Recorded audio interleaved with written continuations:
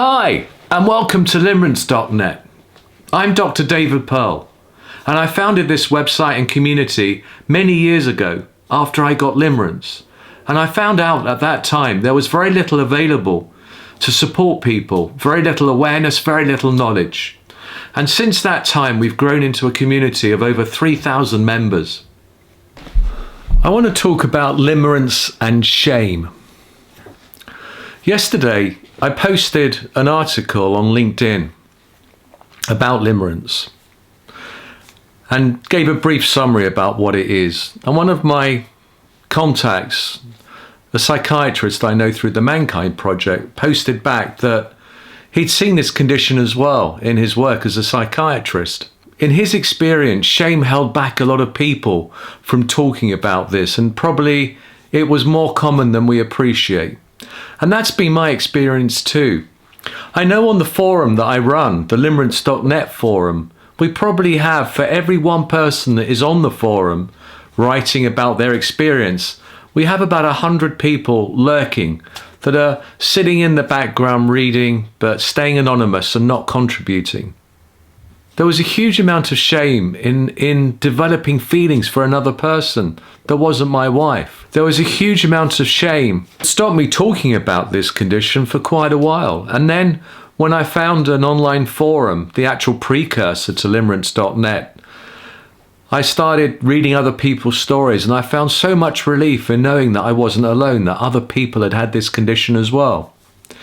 And then after a few months, I didn't dare to post anything for the first few months, but after a few months of reading other people's experiences, I then started posting my own experiences. But that was under a pseudonym. There was no way that I was ever going to put my name, my real name, to this condition.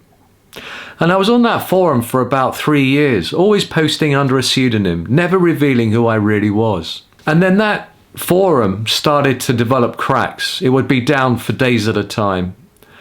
And I found it such a useful resource, I decided I would set up a backup just in case that forum, what was called Tribe, went down completely. And sure enough, 6 months later, after I set up Limerence.net, Tribe completely crashed. It was no longer accessible. And all the rich sources of information, not just for Limerence, but so many other special interest groups, was lost forever. When I set up Limerence.net, I really struggled with whether I do this anonymously or do I put my name to it. By this time I was probably 4 or 5 years into my limerence, and it was still there, but it was gradually subsiding. And I decided that I was going to bite the bullet and go public with who I was. Now, in my work as a psychotherapist, shame is at the core of so much of what we do. And it's important to understand the difference between shame and guilt. Guilt is when I've done something that I know is outside of my moral compass and that I've hurt somebody else. I feel guilty. So I felt guilty that I'd caused pain to my wife around the way I behaved during my limerence. Shame is where other people make us feel bad for something that really there's nothing wrong with it. There's nothing wrong in my book for developing feelings, having thoughts and feelings for another human being. The problem is when we actually behaviorally act out those feelings. That's where we get into trouble. So having thoughts and feelings for another person, absolutely fine. But shame is when other people put their own difficult feelings onto somebody else because they themselves can't deal or cope with those feelings.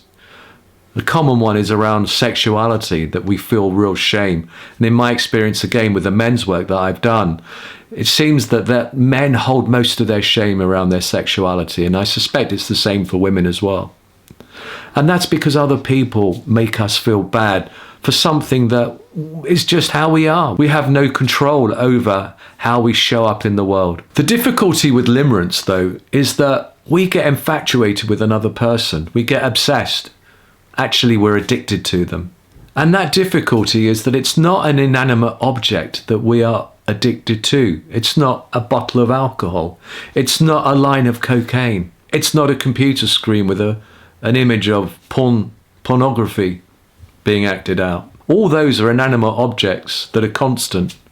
And yet here we are, we're addicted to another human being. That they themselves have feelings, thoughts, and behaviours.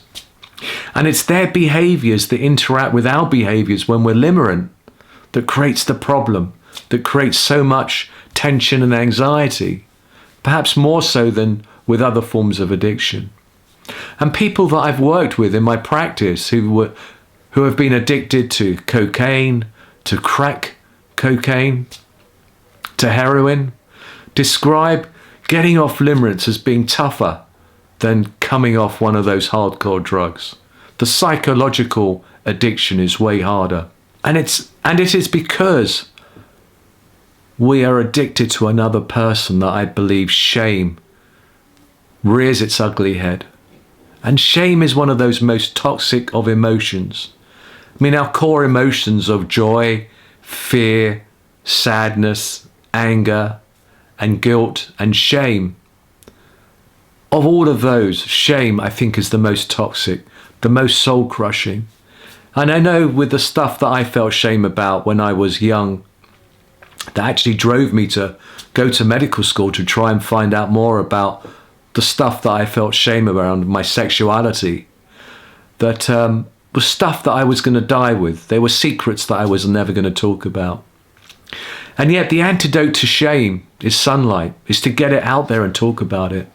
And I know for me, just being very public and vocal about limerence, in spite of difficult feelings, in spite of other people feeling very uncomfortable around what I was talking about, has really helped me come to terms with this condition. Same with my sexuality. In the men's work that I do, I've been very open about that stuff. And I've come to a place now where, hey, it's just part of me, who I am. I don't need to apologize for it. It's how I'm made. Can't change it. I'm comfortable with it. So if you're listening to this, hold on to the hope, the belief that you too can start letting go of the shame that you may feel around this condition. That you too, perhaps, just by being willing to talk about what's happened to you in a more public way, perhaps can start alleviating some of the binding and constriction that shame causes us. Anyhow, I hope you've enjoyed this video. And if you want to find out more about Limerence or want more support, check out limerence.net, the oldest and the largest support community for people with limerence.